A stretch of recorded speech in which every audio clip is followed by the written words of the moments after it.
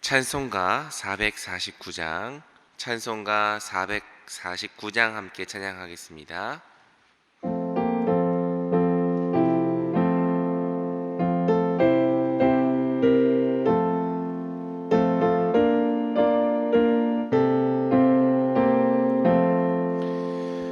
예수 따라가며 복음 순종하면 우리 행할 길 환하겠네. 주를 의지하며 순종하는 자를 주가 늘 함께 하시니라. 의지하고 순종하는 길은 예수 안에 즐겁고 복된 길이로다. 해를 당하거나 우리 고생할 때 주가 위로해 주시겠네. 주를 의지하며 순종하는 자를 주가 안위해 주시리라. 의지하고 순종하는 길은 예수 안에 즐겁고 복된 길이로다. 남의 짐을 지고 슬픔 위로하면 주가 상급을 주시겠네. 주를 의지하며 순종하는 자를 준상복 내려주시리라. 의지하고 순종하는 길은 예수 안에 즐겁고 복된 길이로다. 우리 받은 것은 주께 다 드리면 넘치겠네. 주를 의지하며 순종하는 자를 은혜 풍성케 하시리라. 의지하고 순종하는 길은 예수 안에 즐겁고 복된 길이로다. 주를 힘입어서 말씀 잘 배우고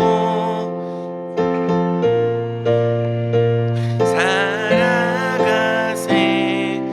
주를 의지하며 항상 순종하면 주가 사랑해 주시리라. 의지하고 순종하는 길은 예수 안에 즐겁고 복된 길이로다. 기도하겠습니다. 사랑의 주님, 오늘도 이 새벽에 우리를 이 자리로 불러주시고 주님 앞에 서게 하시며 말씀과 기도로 주님의 은혜만을 의지하게 하여 주시니 감사를 드립니다. 주님, 우리가 말씀을 듣고 기도할 때에 하늘의 신령한 복을 충만하게 더하여 주시옵소서. 이 세상을 살아갈 힘을 모든 유혹을 이겨낼 능력을, 또 주님의 뜻대로 자기를 부인하고 자기 십자가를 질 수 있는 순종의 힘을 우리에게 더하여 주시옵소서. 그리하여 우리가 오늘도 죄짓지 아니하고 더욱더 거룩하게 하나님의 뜻과 주님의 나라만을 위하여 살아가는 자들이 되게 하여 주시옵소서. 주께서 우리 모든 성도님들의 가정과 일터와 사업장을 축복하여 주시기 원합니다. 우리 모든 성도님들의 가정이 광야가 변하여 숲이 되는 가정 되게 하여 주옵시고, 또 일터와 사업장 역시 우리 주님의 뜻을 또 이루고 실천하며 주님의 사명이 성취되는 가장 복된 장소가 되게 하여 주시옵소서. 자녀들을 축복하여 주옵시고 온 가정이 하나님을 경외하는 축복의 가정 되게 하여 주시옵소서. 주님, 이 나라를 위하여 기도합니다. 이 나라가 더욱더 하나님의 뜻 안에 있는 나라가 되게 하여 주옵시고, 가난한 자들과 소외된 자들과 핍박받는 자들을 긍휼히 여기는 나라 되게 하여 주시며, 오직 정의와 공의를 추구하는 나라 될 수 있도록 주여 날마다 특별히 보살펴 주시옵소서. 오늘도 세계 각국에서 선교를 위하여 고생하고 있는 모든 선교사님들을 축복하여 주옵시고 은혜 더하여 주옵시며 풍성한 열매 맺을 수 있도록 그 삶을 인도하여 주시옵소서. 이 시간 말씀 들을 때에 성령의 충만함으로 우리와 함께하여 주시기를 간절히 원하오며, 이 모든 말씀 우리를 사랑하시는 주 예수 그리스도의 이름으로 기도드리옵나이다. 아멘.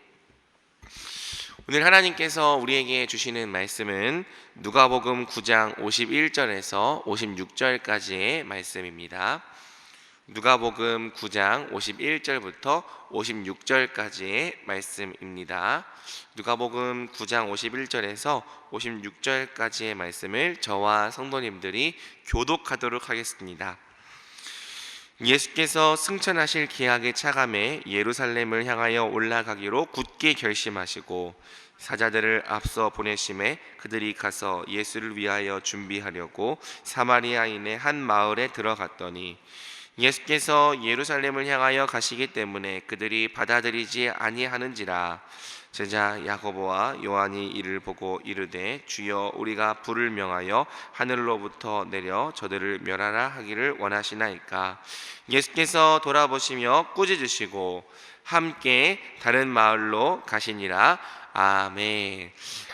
오늘도 이 말씀이 이 새벽에 저와 성도님들에게 넘치기를 주님의 이름으로 축복합니다. 오늘은 누가복음 9장 51절부터 56절까지의 말씀을 통해 비록 배척을 당할지라도 라는 제목으로 함께 말씀 살펴보겠습니다. 이 마태, 마가, 누가 이 공관 복음은 베드로의 신앙 고백 이후로 분위기가 급변한다는 공통점을 갖고 있습니다. 베드로가 예수님을 그리스도로 고백한 후에는 예수님께서 자신이 어떤 그리스도인지를 더 이상 숨기지 않고 밝히 드러내시기 때문입니다. 제자들이 생각했던 그리스도와 예수님이 스스로 밝히신 그리스도에는 상당한 괴리가 있었습니다. 제자들은 당시 유대인들이 가진 메시아관을 따라서 세속적인 메시아, 정치적, 군사적, 경제적 메시아를 기대했죠. 흩어진 이스라엘을 다시 하나로 규합할 정치적인 능력이 있는 메시아, 로마를 무력으로 굴복시킬 수 있는 이 군사적 능력을 갖춘 메시아, 그래서 다시 한번 이스라엘을 다윗과 솔로몬의 때처럼 부강한 나라로 만들어줄 경제적 능력을 갖춘 메시아, 이런 세속적인 메시아가 당시 유대인들이 기대했던 메시아입니다. 하지만 예수님께서 스스로 밝히신 메시아 되심은 정반대였죠. 예수님은 제자들에게 낮아지는 메시아, 종이 되어 섬기는 메시아, 심지어 고난을 당해 죽으셔야 하는 메시아를 가르치셨습니다. 그리고 예수님은 자신만 그런 메시아여야 하는 게 아니라 예수님을 따라오는 모든 제자들 역시 같은 길을 걸어야 한다고, 낮아져야 하고 종이 되어 섬겨야 하고 또 고난을 받아야 한다고 말씀하신 거죠. 바로 이러한 이유 때문에 예수님께서 예루살렘으로 가시는 동안 제자들과 예수님 사이에서 계속 긴장 상황이 벌어집니다. 제자들은 세속적인 메시아를 통하여 세속적인 구원, 세속적인 성공을 추구하지만 예수님은 끊임없이 십자가를 통한 구원의 길을 말씀하시고 제자들 역시 자기를 부인하고 자기 십자가를 지고 예수님을 따라야 한다고 말씀하셨기 때문이죠. 오늘 본문도 이러한 긴장 상황 중에 하나입니다. 제자들과 예수님 사이에 어떤 관점의 차이가 있었는지, 그리고 오늘날 우리는 예수님을 따라가며 어떤 관점을 가져야 하는지 함께 본문을 통해 살펴보도록 하겠습니다. 51절은 예수님께서 승천하실 기약이 차감해 예루살렘을 향하여 올라가기를 굳게 결심하셨다고 말합니다. 왜 굳게 결심하셔야 했을까요? 그 앞본문인 44절에서 예수님은 이렇게 말씀하셨죠. 이 말을 너희 귀에 담아두라. 인자가 장차 사람들의 손에 넘겨지리라. 예루살렘에 올라간다는 것은요, 앞에 놓인 고난과 죽음을 받아들이겠다는 뜻입니다. 예수님은 참 사람이시지만 동시에 참 하나님이시기 때문에 장차 자신이 예루살렘에 올라가시면 어떤 일을 당하게 될지 다 아셨죠. 그리고 사실 아신다면 피하실 수도 있었습니다. 고난을 받고 십자가에 달려 죽는 것이 결코 예수님께도 쉬운 일이거나 달가운 일이 아니었기 때문이죠. 그러나 예수님은 예루살렘을 향해 올라가시기로 굳게 결심하십니다. 왜? 그분이 올라가지 않으시면 죄인들이 구원받는 일이 없습니다. 그분이 올라가 십자가에 달려 죽으시지 않으시면 죄인들이 용서를 받는 일이 없습니다. 그분이 고난당하지 않으시면 그분 자신은 혹 고통을 피할 수 있을지 몰라도 택함을 받은 자들은 영원히 지옥에서 고통받게 됩니다. 그래서 예수님은 굳게 결심하셔야 했습니다. 고난 받으시기로, 십자가에 달려 죽으시기로, 죄인들을 위한 대속물이 되시기로 굳게 결심하셔야 했죠. 예수님은 지극히 높으신 하나님의 아들이시면서도 바로 우리를 구원하시기 위해 친히 낮고 비천한 길을 걷기로 스스로 선택하셨습니다. 이것이 복음서가 가르쳐주는 예수님의 그리스도 되심이죠. 한편 예수님은 예루살렘을 향해 올라가시되 굳이 사마리아를 통과하여 가고자 하십니다. 예수님은 사마리아 사람들을 차별하여 대하지 않으셨습니다. 오히려 예수님께는 사마리아 사람들 역시 구원의 대상이었죠. 하지만 사마리아 사람들은 예수님의 이런 선한 의도를 알 수가 없었습니다. 알 턱이 없었죠. 유대인들이 사마리아 사람들을 미워했던 것처럼 사마리아 사람들 역시 유대인들을 미워했습니다. 그래서 예수님께서 사자들을 앞서 보내셨으나 그분의 일행이 예루살렘을 향해 간다는 이유로 사마리아 사람들이 예수님을 배척하는 거죠. 자, 이렇게 예수님께서 배척을 당하시니까요, 제자 야고보와 요한이 불같이 화를 내면서 다음과 같이 말합니다. 누가복음 9장 54절입니다.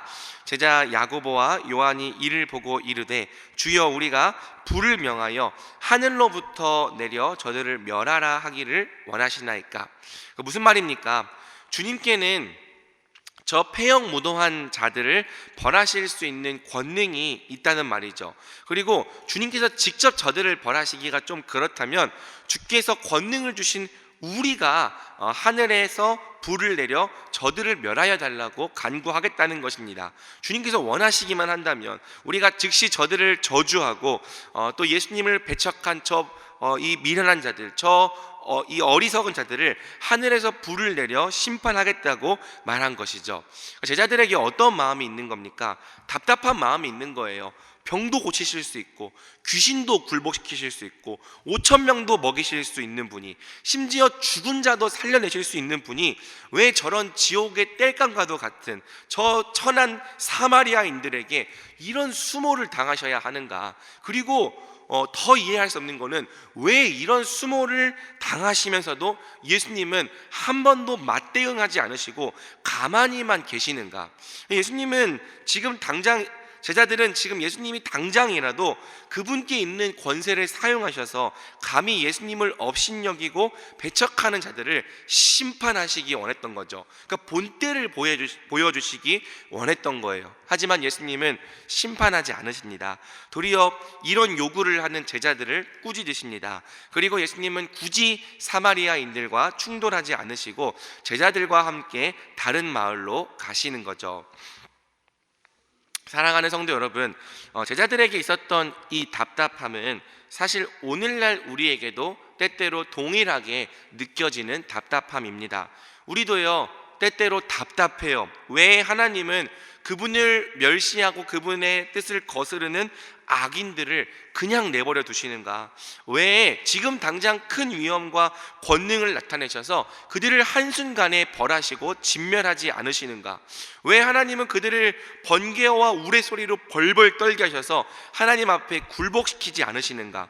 하나님이 정말 전능하시다면 왜 이 세상의 악을 보면서도, 그분을 거스르는 죄인들을 보면서도 잠잠히 계시는가? 왜 죄인들과 악인들이 자기 마음대로 오만하게 행하도록 내버려 두시는가? 우리는 답답한 거죠. 제자 야고보와 요한의 마음이 오늘날 우리에게도 똑같이 있다는 것입니다. 하지만 하나님은요, 사람들을 억지로 굴복시키지 않으십니다. 물론 최후에는 심판이 있을 거예요. 하지만 적어도 사람들을 구원받게 하는 일에 있어서 하나님은 굉장히 인격적이시죠. 오래 참으시고 오래 기다리신다는 거예요. 하나님은 강요와 폭력으로 그분을 믿게 하시는 것이 아니라 우리가 아직 죄인 되었을 때 그분이 먼저 보이신 사랑을 알게 하심으로 그분을 믿게 하십니다. 또 강요와 폭력으로 그분을 따르게 하시는 것이 아니라 먼저 낮아지시고 먼저 죄인들을 섬기신 그분의 겸손을 깨닫게 함으로 우리가 그분 앞에 엎드리고 스스로 그분을 따르게 하시죠. 복음에 설득됨으로 복음을 믿고 복음을 받아들이게 하시는 겁니다.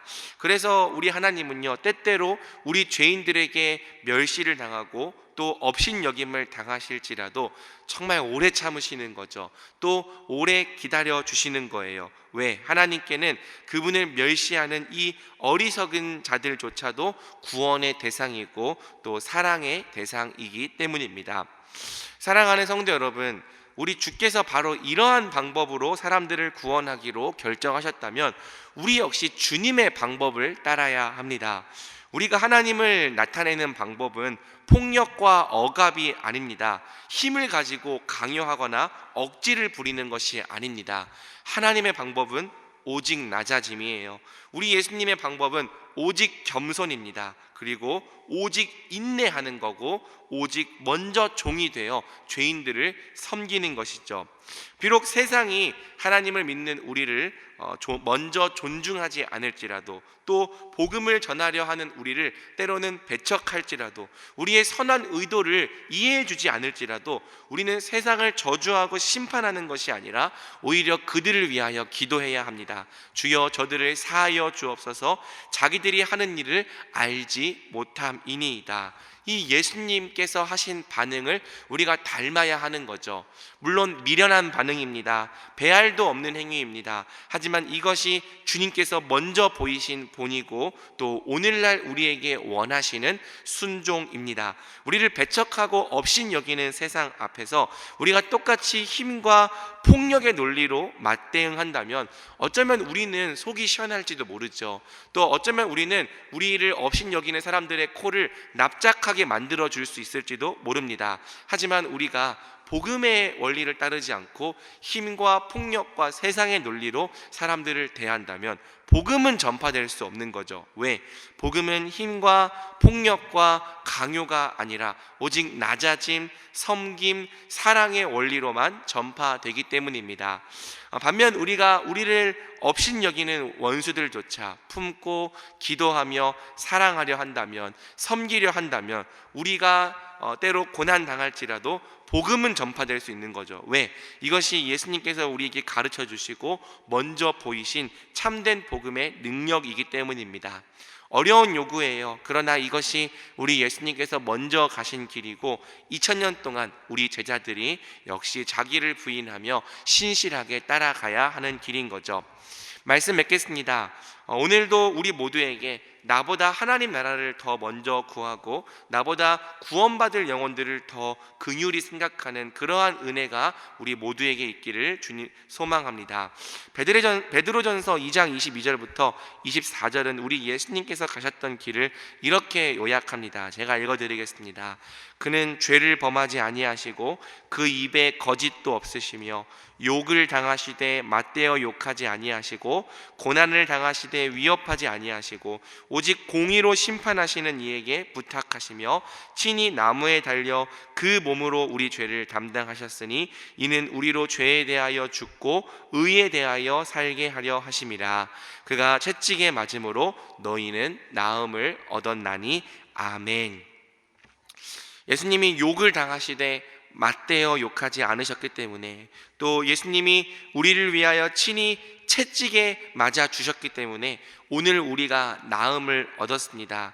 그렇다면 우리도 같은 길을 따르기 원합니다. 우리가 이 예수님의 길을 따른다면 우리를 통해 나음받고 또 우리를 통해 구원받는 자들이 있을 것입니다. 예수님의 길을 따르는 우리 모든 대전중앙교회 성도님들을 통해 오늘도 구원받는 자들이 날로 늘어나고 복음이 힘있게 전파되기를 우리 주님의 이름으로 축복합니다. 아멘. 함께 이 시간 말씀 붙들고 기도하며 나아가겠습니다. 예수님은 힘과 폭력과 강요가 아니라 낮아짐과 섬김과 사랑으로 우리를 구원하시는 분입니다. 예수님이 그 길을 택하셨다면 우리도 그 길로 나아가야 합니다. 예수님이 먼저 가신 그 길을 따라 우리도 낮아짐과 섬김과 사랑으로 세상을 섬기고 구원하는 자들이 되어야 합니다. 이 시간 기도할 때 우리가 예수님을 따라 낮아짐과 섬김과 사랑으로 세상을 섬기길 함께 결단합시다. 혹 세상이 우리를 업신여길 때라도, 세상이 우리의 선한 의도를 몰라지고 배척할 때라도 똑같이 창과 칼로 맞서는 것이 아니라 복음과 사랑의 능력으로 맞서는 우리가 되게 해달라고 기도합시다. 가정에서, 일터에서, 사업장에서 그렇게 살아갈 수 있도록 힘과 능력과 은혜를 베풀어 달라고 기도합시다. 더불어서 자리에 붙어있는 다음 세대와 청년들을 위해 기도해 주시고, 또 교회와 나라, 선교지를 위해서도 우리 함께 기도하며 나아가겠습니다.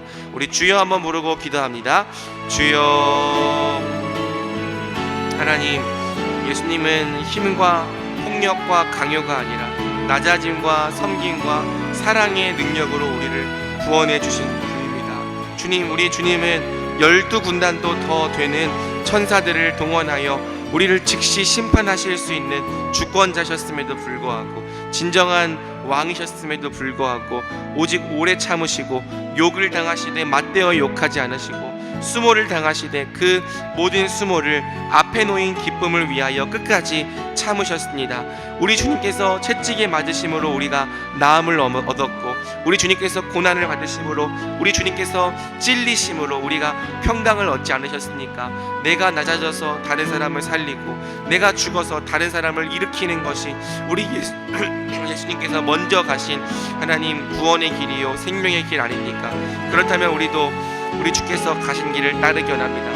우리 주님께서 먼저 가신 그 길을 하나님 똑같이 따라가기 원합니다. 주여 은혜를 더하여 주시옵소서. 오늘도 우리가 우리의 가정에서 우리 예수님이 가신 겸손과 사랑과 십자가와 또 제자의 길, 자기 부인의 길을 걸어갈 수 있도록 주여 도와주시옵소서. 오늘도 우리가 또 일터와 사업장에서 하나님 아버지 우리에게 칼과 창으로 나아오는 사람들에게 똑같이 칼과 창으로 맞서지 아니하고 하나님 사랑으로 또 겸손으로 또 하나님 아버지 순종으로 하나님 용납으로 용서로 맞대응하는 자들 될 수 있게 하여 주시옵소서. 그리하여 오직 복음과 십자가 안에 있는 능력으로 하나님 세상을 치유하고 또 하나님 세상 앞에 하나님 나아가는 우리가 될 수 있도록 주여 은혜를 더하여 주시옵소서. 주여 우리를 붙잡아 주시옵소서. 주여 그리하여 우리 대전중앙교회가 세상에서 예수 그리스도를 따르는 제자됨을 통하여 복음이 힘있게 전파되고 또 하나님 복음이 능력있게 전파되며 우리 하나님의 나라가 예수 그리스도의 나라가 하나님 더욱더 흥황하고 전진하는 역사가 있게 하여 주시옵소서. 하나님, 더불어서 자리에 붙어있는 다음 세대와 청년들을 위하여 기도합니다. 우리 교회의 다음 세대가, 우리 교회의 청년들이 우리 주님을 또 사랑하고 우리 주님을 하나님 기뻐하는 믿음의 세대로, 부흥의 세대로 준비되게 하여 주옵시고, 무엇보다 우리 모든 목사님들과 또 교육자들의 말씀에 복음이 있게 하여 주옵시며, 그리하여 하나님 이 교회 가운데 생명이 태어나고 생명이 역사하는 하나님 아버지 그러한 은혜를 허락하여 주시옵소서. 교회와 나라를 위해서도 불쌍히 여겨주시고 하나님 아버지 또 온 세계 열방 가운데 주님의 뜻이 날마다 이루어져 가겠도록 주여 은혜 더하여 주시옵소서. 매주 수요일은 특별히 우리 교회에 주신 다음 세대의 모든 자녀들과 교육부서를 위하여 기도하는 날입니다. 이 시간 기도하실 때 우리 자녀들마다 살아계신 하나님, 인생의 주인 되신 하나님 만나게 하여 주옵소서. 우리 자녀들을 다음 세대를 이끌어갈 하늘의 지도자들로 사용하여 주옵소서. 우리 교회의 모든 교육부서를 살려주시사 은혜 충만하게 하여 주옵소서. 교육부를 섬기시는 모든 사역자들과 교사들마다 성령으로 충만케 하시고 삶의 은혜를 주옵소서. 계속해서 담임 목사님 위해 기도해 주시고 함께 동역하시는 장로님들과 교역자들이 사랑으로 하나 되어 온 교회가 성령으로 충만한 가운데 부흥의 역사를 이루게 달라고 다음 세대의 자녀들과 교육부서들을 위하여 합심으로 기도하신 후 자유롭게 기도하시면 되겠습니다. 이 시간 기도하실 때 먼저 저를 따라해 주시기 바랍니다. 주여 우리 자녀를 살려 주옵소서. 주여 우리 자녀를 살려 주옵소서.